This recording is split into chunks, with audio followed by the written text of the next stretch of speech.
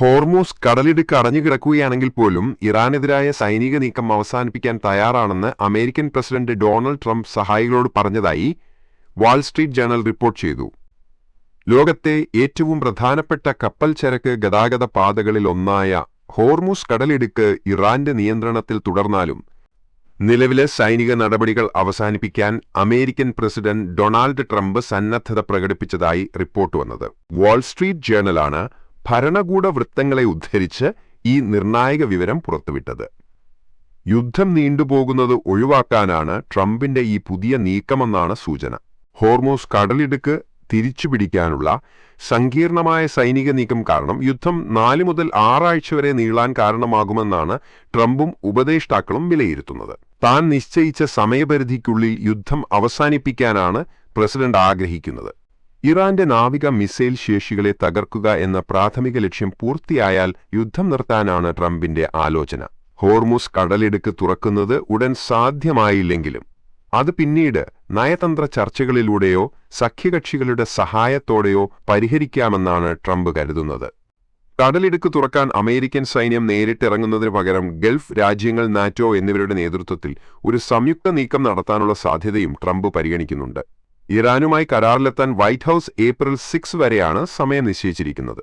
ഈ തീയതിക്ക് മുൻപായി യുദ്ധം ഒരു സെറ്റിൽമെന്റിൽ എത്തിക്കാനാണ് ട്രംപിന്റെ ശ്രമം. ഹോർമൂസ് കടലിടുക്ക് ഭാഗികമായി അടഞ്ഞുകിടക്കുന്നത് ആഗോള എണ്ണ വിപണിയെയും വ്യോമയാന മേഖലയെയും സാരമായി ബാധിച്ചിട്ടുണ്ട്.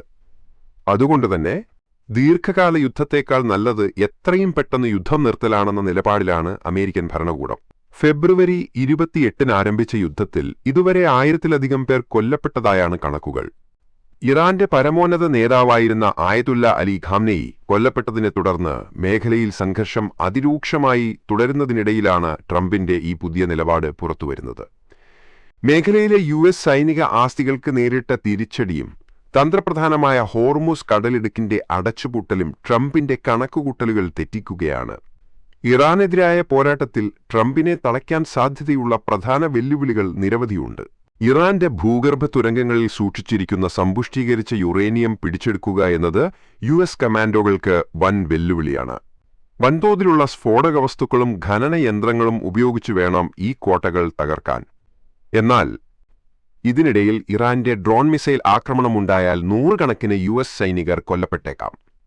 മറ്റൊന്ന്, ഇറാന്റെ എണ്ണക്കയറ്റുമതിയുടെ 90% നടക്കുന്നത് ഖാർഗ് ദ്വീപ് വഴിയാണ്.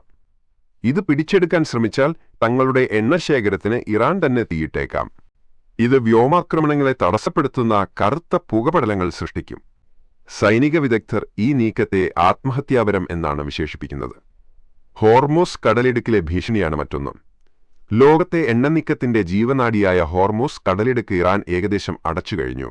കടലിടുക്കിന്റെ വീതി കുറവായതിനാൽ US കപ്പലുകൾക്ക് ഇറാന്റെ തീരത്തു നിന്നുള്ള മിസൈലുകളെ പ്രതിരോധിക്കാൻ കേവലം 2 മിനിറ്റിൽ താഴെ സമയം മാത്രമേ ലഭിക്കൂ. ഇത് എണ്ണക്കപ്പലുകളുടെ സുരക്ഷയ്ക്ക് വൻ ഭീഷണിയാണ്. ഇതിനൊക്കെ പുറമെ സ്വന്തം നാട്ടില് നിന്നുള്ള പിന്തുണ കുറഞ്ഞുവരുന്നതും പ്രതിഷേധങ്ങളെ വർദ്ധിക്കുന്നതും ട്രംപിനെ പിന്നോട്ടടിപ്പിക്കുന്നു.